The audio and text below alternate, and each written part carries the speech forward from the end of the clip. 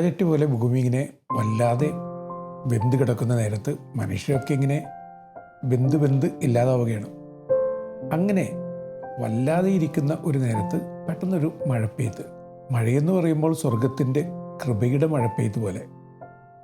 മഴപ്പെയ്ത്തിൽ സന്തോഷിച്ച് ഹൃദയത്തിൽ ഒരു തണുപ്പ് ഏറ്റുവാങ്ങി അങ്ങനെ ഇരിക്കുമ്പോൾ പഴയൊരു പുസ്തകം വെറുതെ വീണ്ടും വായനക്കെടുത്തു. ഐറിഷ് എഴുത്തുകാരനായ സീമൂസ് ഹീനിയുടെ സുന്ദരമായ ചെറു കവിത saint Kevin and the blackbird. നിങ്ങൾ ആരെങ്കിലുമൊക്കെ പാടവരമ്പിലൂടെ നടന്ന അനുഭവം മനസ്സിൽ പേർന്നവരായിരിക്കും ഇല്ലേ?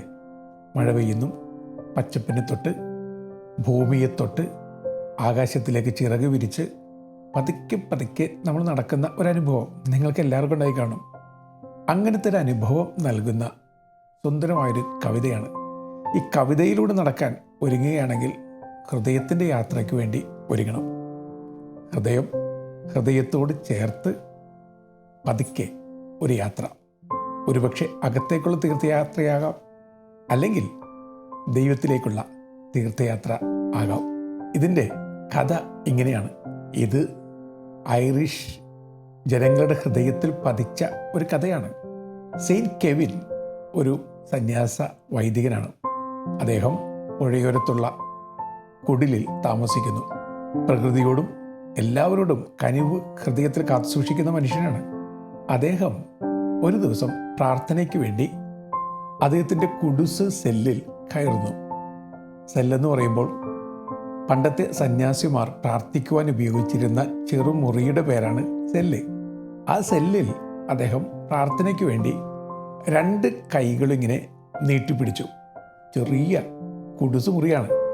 അതുകൊണ്ട് തന്നെ ഒരു കൈ പുറത്തേക്ക് ഇങ്ങനെ നീട്ടിവെക്കുകയാണ്. കവി എഴുതുന്നത് മഞ്ഞിലേക്കും മഴയത്തേക്കും വെയിലിലേക്കും ഒരു മരത്തിൻ്റെ ചില്ല വിരിക്കപ്പെട്ടതുപോലെ ആ കൈ അങ്ങനെ നീണ്ടുപോയി.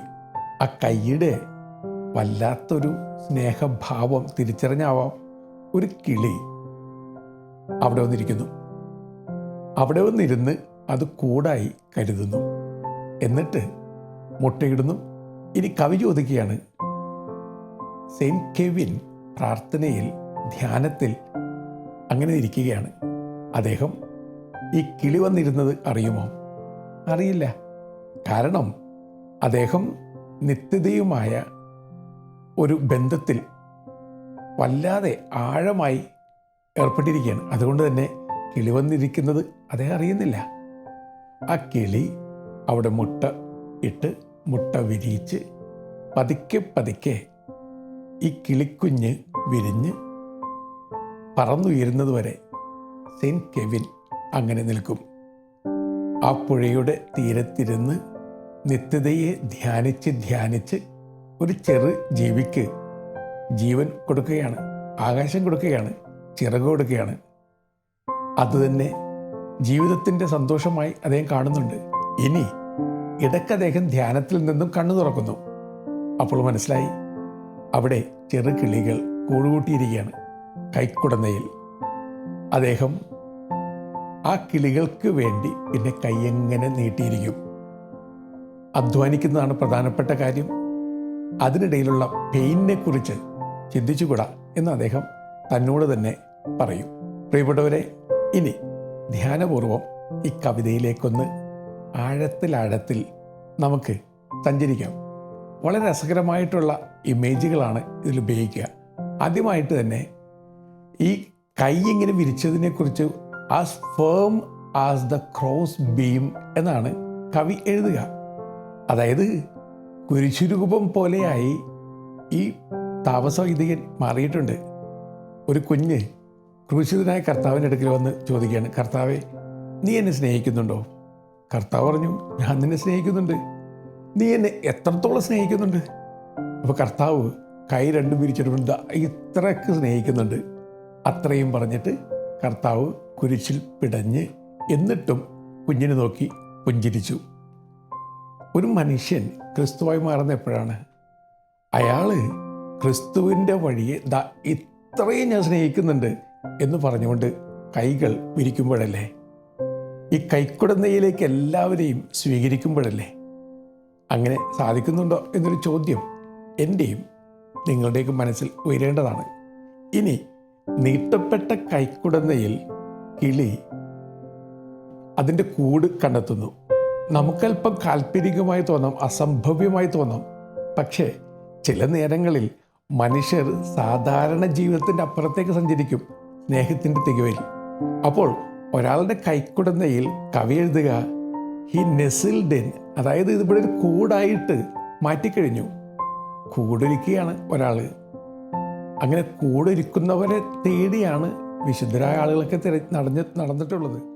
ഭാര്യയോട് ഭർത്താവ് പറയുന്നു, നമ്മുടെ വീടിന് എന്ത് കുറവാണുള്ളത്? ഒരു കുറവുമില്ല, വലിയ കൊട്ടാരം പോലുള്ള വീടാണിത്. അപ്പോൾ ഭാര്യ പറയാണ്, ഒരു കുറവുമില്ല, വീടിനകത്തൊരു വീടില്ല, അത് വലിയ കുറവല്ലേ? അതിനേക്കാളും വലിയ കുറവ് വേറെ ഉണ്ടോ? വീടിനകത്ത് ഒരു വീടില്ലാത്തതാണ് നമ്മുടെ വീടുകളുടെയൊക്കെ കുറവ്. Homelessness within the homes. വീടിനകത്ത് വീടില്ല. ഇവിടെ വീടില്ലാത്ത ഒരു കിളിക്ക് ഒരാൾ കൈക്കുടന്ന വീടാക്കി മാറ്റുകയാണ്. കവി എഴുതുന്നു, ഈ കിളി പതുക്കെ ചിറക് വിരുത്തി പറക്കാൻ പ്രാപ്തി നേടുന്നത് വരെ ഇയാളിങ്ങനെ കൈവിരിച്ച് നിൽക്കും. അത് വളരെ പ്രധാനപ്പെട്ട കാര്യമാണ്. മദർ തെരേസയ്ക്ക് ഒരു മുസ്ലിം വനിത ഇങ്ങനെ ഒരു ലെറ്റർ എഴുതുന്നുണ്ട്. അമ്മ, എനിക്ക് വയ്യ, ഞാൻ മരിക്കുമെന്ന് എല്ലാവരും പറയുന്നുണ്ട്. ഞാൻ മരിക്കുമെന്ന് ഉറപ്പാകുമ്പോൾ അമ്മയുടെ അടുത്ത് വരാൻ ഞാൻ ആഗ്രഹിക്കുകയാണ്. കാരണം ദൈവത്തിൻ്റെ അടുത്തിരുന്ന് മരിക്കാനാണ് ഞാൻ ആഗ്രഹിക്കുക. ഒരാൾ അഭയം നൽകി കഴിയുമ്പോൾ ദൈവത്തിൻ്റെ വീടായി അയാൾ മാറുന്നുണ്ട്. ഇത് വളരെ പ്രധാനപ്പെട്ട കാര്യമാണ്. ഒരു കിളിക്ക് ഒരാളുടെ കൈക്കുടന്ന വീടായി മാറുന്നു. ഒരച്ഛൻ ഒരു പള്ളിയിൽ നിന്നും ട്രാൻസ്ഫർ വാങ്ങി പോവുകയാണ്. അദ്ദേഹത്തിന് ട്രാൻസ്ഫർ ആയി കഴിഞ്ഞപ്പോൾ ഒരു ഹിന്ദു സുഹൃത്ത് അദ്ദേഹത്തിന് വേണ്ടി ഒരു കവിത കുറിച്ചു. അങ്ങ് ഇവിടെ വന്നപ്പോൾ ഞങ്ങൾക്ക് വീടില്ലായിരുന്നു, അങ്ങ് ഞങ്ങൾക്ക് വീട് തന്നു, പിന്നെ അങ്ങ് ഞങ്ങൾക്ക് വീടായി മാറി. പതുക്കെ പതുക്കെ അങ്ങ് നടന്നു പോകുമ്പോൾ ഞങ്ങൾ മനസ്സിലാക്കി ഞങ്ങൾക്കിപ്പോൾ വീടുകളുണ്ട്. മാത്രമല്ല, വീടുകളായി മാറുന്നത് എങ്ങനെയെന്ന് ഞങ്ങൾ പഠിച്ചിട്ടുമുണ്ട്. ഒരു മനുഷ്യനിങ്ങനെ കൈകൾ നീട്ടി നിൽക്കുമ്പോൾ അതത്ര എളുപ്പമൊന്നുമല്ല. നിങ്ങളൊന്ന് ചിന്തിച്ചു നോക്കുക. നിങ്ങളിങ്ങനെ കൈ നിവർത്തി നിൽക്കുന്നു, നിങ്ങളുടെ കയ്യിൽ ഒരു കിളി വന്ന് കൂടൊരുക്കുന്നു, മുട്ടയിടുന്നു. മുട്ട വിരിയിക്കുവാൻ വേണ്ടി സമയമെടുക്കുമല്ലോ. അപ്പോൾ നിങ്ങൾ കാൽപ്പനികത മാറ്റി വെച്ചുകൊണ്ട് സാധാരണ ജീവിതത്തിലേക്കൊന്ന് ചിന്തിക്കുക. അത്ര എളുപ്പമാണോ? അത്ര എളുപ്പമൊന്നുമല്ല. ഇവിടെ ഒരു മനുഷ്യൻ കൈകൾ അങ്ങനെ നീട്ടി നിവർത്തി നിൽക്കുമ്പോൾ അയാളുടെ പ്രാർത്ഥന ഇത്രമാത്രമേ ഉള്ളൂ, റിവാർഡൊന്നും പ്രതീക്ഷിക്കാതെ കർമ്മം ചെയ്യാൻ എന്നെ സഹായിക്കണേ എന്നാണ്. ഇത് വളരെ പ്രധാനപ്പെട്ട ഒരു പ്രാർത്ഥനയാണ്. വേദനയൊക്കെ ഉണ്ട്. ഇങ്ങനെ കൈ നീട്ടി നിൽക്കുക എന്നുള്ളത് അങ്ങേയറ്റം വേദനിപ്പിക്കുന്ന ഒരു കാര്യമാണ്. ഓയനവിക്കുറിപ്പ് ക്രിസ്തുവിനെക്കുറിച്ച് ഇങ്ങനെ എഴുതി, മറ്റുള്ളവർക്കായി കത്തി ജ്വലിക്കുന്ന സുസ്നേഹമൂർത്തിയാം സൂര്യ. അപ്പോൾ ക്രിസ്തീയ വഴികളൊക്കെ ഇങ്ങനെ വേദന ഏറ്റുവാങ്ങി മറ്റുള്ളവർക്ക് ആശ്വാസമേഖലിൻ്റെ വഴികൾ തന്നെയാണ്. അങ്ങനത്തെ ഒരു വഴിയിലാണ് ഈ മനുഷ്യൻ. ഇദ്ദേഹം പ്രാർത്ഥിക്കുന്നത് to do the work and not to seek the reward. റിവാർഡൊന്നും പ്രതീക്ഷിക്കുന്നില്ല. ആരാണ് ഇവിടെ റിവാർഡായിട്ട് വരിക? കിളി ഇയാൾക്ക് വല്ല റിവാർഡ് നൽകുമോ? ഇയാൾക്ക് റിവാർഡ് വേണ്ട. പോപ്പ് ഫ്രാൻസിസ് ഇങ്ങനെ ഒരു ആഹ്വാനം നടത്തുന്നുണ്ട്. നിങ്ങളൊക്കെ ഒരു റിലേ ഓട്ടത്തിൽ പങ്കെടുക്കുന്നവരെ പോലെയാണ്. ബാറ്റൺ നിങ്ങളുടെ കയ്യിലുണ്ട്. ആ ബാറ്റണായിട്ട് ഓടിക്കൊണ്ടിരിക്കുക. ഫസ്റ്റായിട്ട് ഓടുക, ബെസ്റ്റായിട്ട് ഓടുക. പക്ഷെ നിങ്ങളുടെ ഊഴം കഴിയുമ്പോൾ ബാറ്റൺ അടുത്ത ആൾക്ക് നിങ്ങൾ കൈമാറുന്നു. എന്നിട്ട് നിങ്ങൾ ഓട്ടം തുടർന്നുകൊണ്ടേയിരിക്കുന്നു. പക്ഷെ ഓടുമ്പോൾ ഒരൊറ്റ കാര്യം നിങ്ങൾ ഓർക്കണം, നിങ്ങൾ ഓടുന്നത് നിങ്ങൾക്ക് വേണ്ടിയല്ല, നിങ്ങൾ ക്രിസ്തുവിനാണ് വേണ്ടിയാണ് ഓടുന്നത്.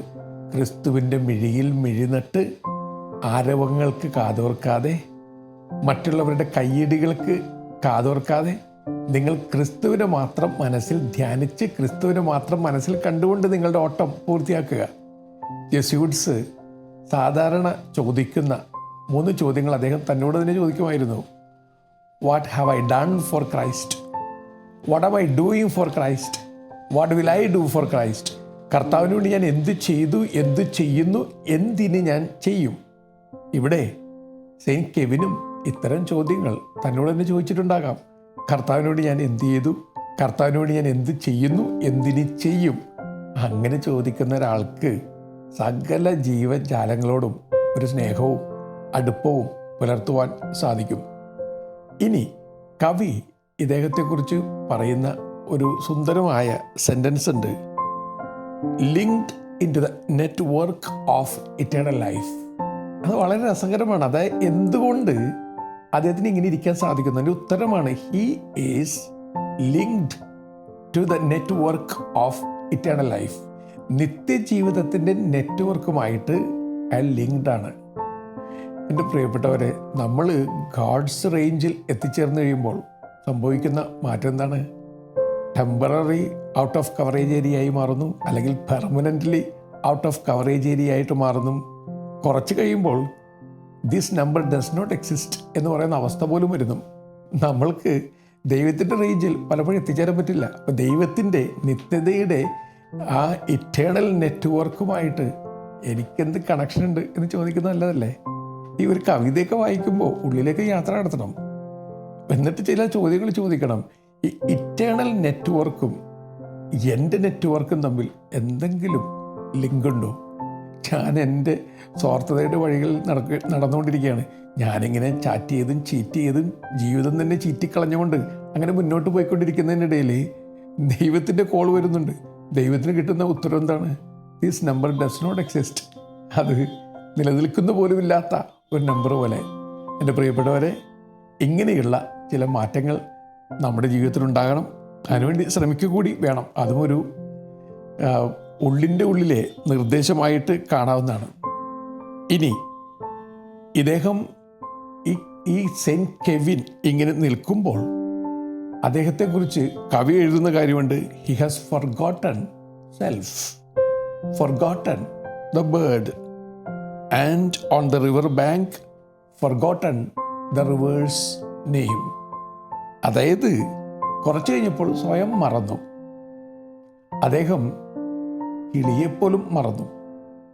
ഇനി പുഴയുടെ തീരത്തിരിക്കുന്ന അദ്ദേഹം പുഴയുടെ പേരും മറന്നു. അതായത് ഇതാണ് ഒരു ക്രിസ്തീയ തപശ്ചര്യയുടെ ഏറ്റവും ഉയർന്ന അവസ്ഥ.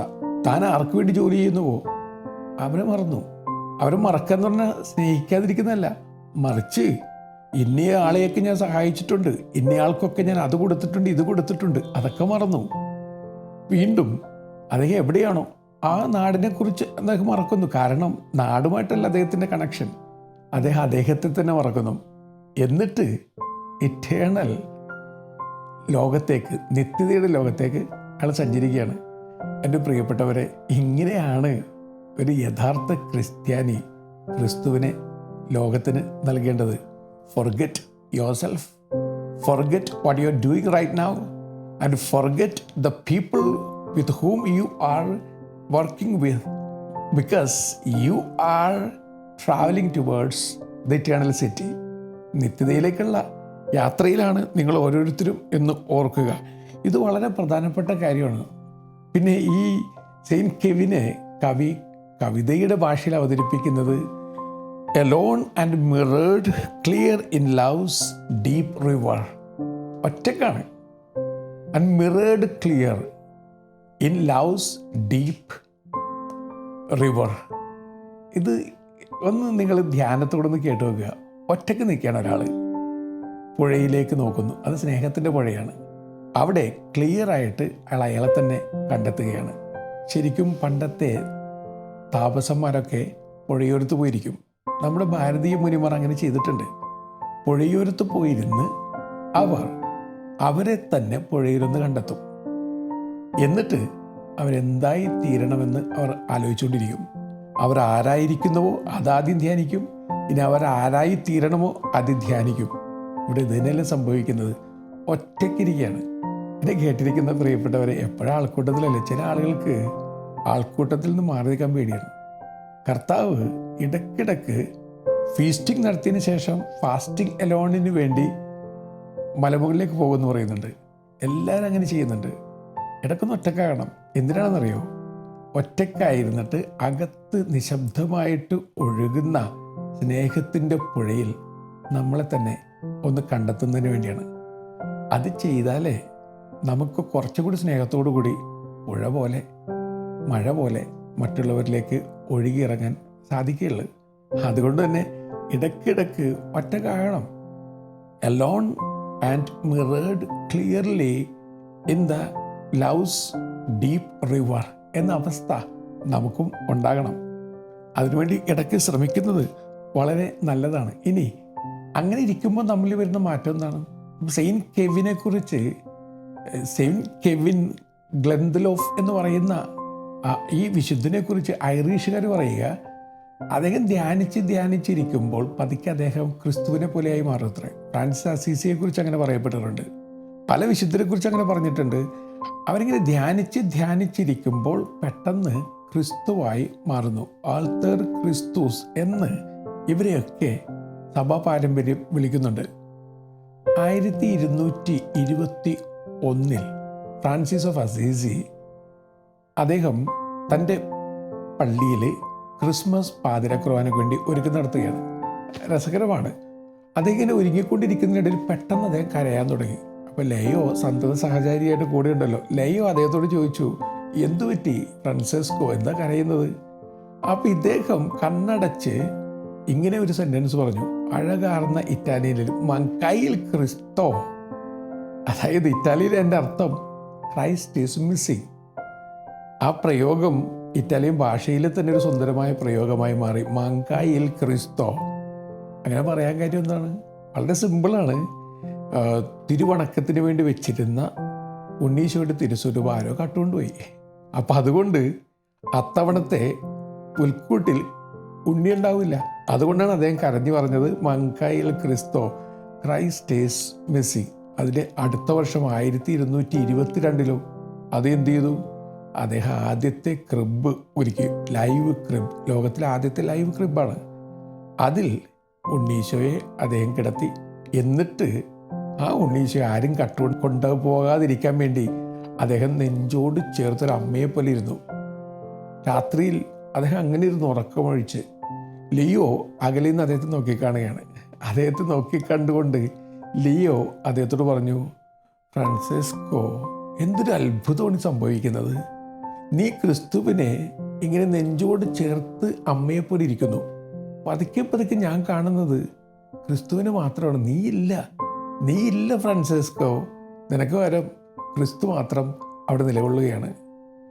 ഇങ്ങനെയാണ് ആൾത്തർ ക്രിസ്തുസ്, അപര ക്രിസ്തുവായിട്ട് ഒരാൾ മാറുന്നത്. അങ്ങനെ മാറുന്നതിനെക്കുറിച്ചും നമ്മളും ഇടയ്ക്ക് ധ്യാനിക്കുന്നത് വളരെ നന്നായിരിക്കും. ക്രിസ്തു വാഹകരാണ് നമ്മളെല്ലാവരും. തിയോഫിലസ്, ക്രിസ്ത്യാനി എന്ന പദത്തിൻ്റെ അർത്ഥം തന്നെ അതാണല്ലോ, ക്രിസ്തുവിനെ വഹിക്കുന്നവർ. അപ്പോൾ ക്രിസ്തുവിനെ വഹിച്ചുകൊണ്ട് മറ്റുള്ളവർ ഹൃദയത്തിൽ പേറിക്കൊണ്ട് ജീവിക്കുന്നതിനിടയിൽ നമ്മളതിനൊന്ന് മറക്കാൻ സാധിക്കണം. പതുക്കെ പതുക്കെ ഞാൻ അപ്രത്യക്ഷനായി ക്രിസ്തു പ്രത്യക്ഷനാകുന്നു എന്ന ഒരു അവസ്ഥ നമ്മുടെ ജീവിതത്തിലും വരണം. അങ്ങനെ വരുമ്പോഴാണല്ലോ നമ്മളൊക്കെ സങ്കീർത്തനം പോലെയായി മാറുക. ശരിക്കും പറഞ്ഞു കഴിഞ്ഞാൽ എനിക്ക് ഈ കവിതയെക്കുറിച്ച് ഇങ്ങനെ വ്യാഖ്യാനിക്കാനൊക്കെ വളരെ എളുപ്പമായിരിക്കും. കേട്ടിരിക്കുന്ന നിങ്ങൾക്കും എളുപ്പമാണ്. കവിത പോലെയായി മാറുക, ദൈവത്തിൻ്റെ പാട്ട് പോലെയായി മാറുക. അതിനുവേണ്ടി എനിക്ക് എത്രത്തോളം സാധിക്കുന്നുണ്ട് എന്നൊരു ചോദ്യം എൻ്റെ മനസ്സിൽ ഉണ്ടാകുന്നത് വളരെ നല്ലതാണ്. അങ്ങനെ ചില ചോദ്യങ്ങളൊക്കെ ചോദിച്ചുകൊണ്ട് വേണം നമ്മൾ കവിതയിലൂടെ തീർത്ഥയാത്ര നടത്തുവാനായിട്ട്. ഇനി ഞാൻ നേരത്തെ പറഞ്ഞല്ലോ, ഈ വിശുദ്ധൻ സെയിൻറ്റ് കെവിൻ ഓഫ് ഗ്ലെൻഡലോഫ്, അദ്ദേഹം ഡബ്ലിൻ അതിരൂപതയുടെ പ്രത്യേക പാറ്റേണാണ്. ജീവിച്ചിരിക്കുന്ന സമയത്ത് അദ്ദേഹത്തിന് സകല ജീവജാലങ്ങളോട് വലിയ അടുപ്പമുണ്ടായിരുന്നത്രേ. ക്രിസ്തുവിനോടുള്ള അടുപ്പം ജന്തു ജീവജാലങ്ങളോടൊക്കെ പുലർത്തിയിരുന്നു. നിങ്ങൾ അദ്ദേഹത്തിൻ്റെ രൂപം നോക്കിക്കാണുകയാണെങ്കിൽ അതിൽ ഒരു ബ്ലാക്ക് ബേർഡുണ്ട്, വിശുദ്ധ ഗ്രന്ഥമുണ്ട്. അദ്ദേഹത്തിൻ്റെ മുഖത്തും ക്രിസ്തുവിൻ്റെ ഒരു ചൈതന്യം നിങ്ങൾ കണ്ടെത്തുവാൻ സാധിക്കുകയും ചെയ്യും. ഇനി അദ്ദേഹത്തിൻ്റെ ഫീസ്റ്റ് ജൂൺ 3 ഈ ജൂൺ 3 125 കിലോമീറ്റർ നീളുന്ന ഒരു തീർത്ഥയാത്ര സംഘടിപ്പിക്കപ്പെടാറുണ്ട്. അതായത് ഈ ഐറിഷ് നാട്ടുവഴികൾക്ക് വലിയ മാറ്റങ്ങളൊന്നുമില്ല. നിങ്ങളിപ്പോൾ അവിടെ ചെന്നാലും പണ്ടത്തെ നാട്ടുവഴികൾ മധ്യകാലഘട്ടത്തിലെ ആ ജീവിതത്തെ ഓർമ്മിപ്പിക്കുന്ന വിധത്തിൽ പച്ച പുതച്ച താഴ്വരകളും അവയ്ക്കിടയിലുള്ള നാട്ടുവഴികളും നിങ്ങളുടെ തന്നെ ഗ്രാമത്തെ ഓർമ്മിപ്പിക്കുന്ന വിധത്തിലുള്ള മലകളും കുന്നുകളും പിന്നെ പുഴകളും എല്ലാം കൂടി ചേർന്ന ഒരു സ്ഥലം. അങ്ങനെയുള്ളൊരു സ്ഥലത്ത് ഈ 125 കിലോമീറ്റർ യാത്രയാണ്, തീർത്ഥയാത്രയാണ്. മധ്യകാലഘട്ടത്തിൽ ഈ യാത്രയെ ഒരു തീർത്ഥയാത്ര എന്നതിനേക്കാൾ ഉപരിയായിട്ട് ട്രാൻസ്ഫോർമേഷൻ്റെ യാത്ര എന്ന് വിളിച്ചിരുന്നു.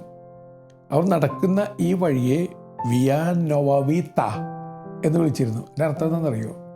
ലത്തീനിൽ എൻ്റെ അർത്ഥം the way of new life. അതായത് ഒരാൾ അവൻ്റെ കംഫർട്ട് സോൺ വിട്ട് പുറത്തു വരുന്നു, എന്നിട്ട് സെയിൻറ്റ് കെവിൻ്റെ രീതികളെ മനസ്സിൽ ധ്യാനിച്ചുകൊണ്ട് ക്രിസ്തുവിലേക്ക് ഒരു യാത്ര നടത്തുന്നു. യാത്രയ്ക്കിടയിൽ സംഭവിക്കുന്ന മാജിക് എന്താണ്? വിയാ നോവവീത്ത. ഈ വഴി പുതിയ ജീവിതത്തിൻ്റെ വഴിയായി മാറുന്നു. അതായത് ഞാൻ എന്ന ഭാവം അപ്രത്യക്ഷമാകുന്നു. ക്രിസ്തു എന്നിൽ നിറയാൻ തുടങ്ങുന്നു. പിന്നെ എത്തിച്ചേരുന്നത് ക്രിസ്തുവിൻ്റെ വീട്ടിലാണ്. എന്നെ കേൾക്കുന്ന പ്രിയപ്പെട്ടവരെ, പഴം കവിതയുണ്ടല്ലോ, അവനവൻ ആത്മസുഖത്തിന് ആചരിക്കുന്നവ അപരന് സുഖത്തിനായി വരണം.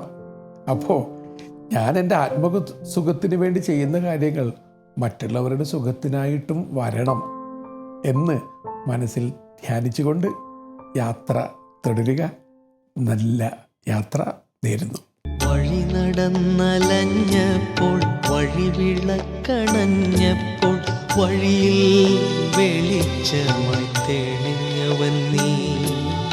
കര കാണാ കടലിലെ അലകളിൽ താഴവേ കരമേകാൻ വന്നതും നീ ഒരുവൻ. വഴി നടന്നലഞ്ഞപ്പോൾ വഴി വിളക്കണഞ്ഞപ്പോൾ വഴിയിൽ വെളിച്ചമായി തെളിഞ്ഞവൻ നീ.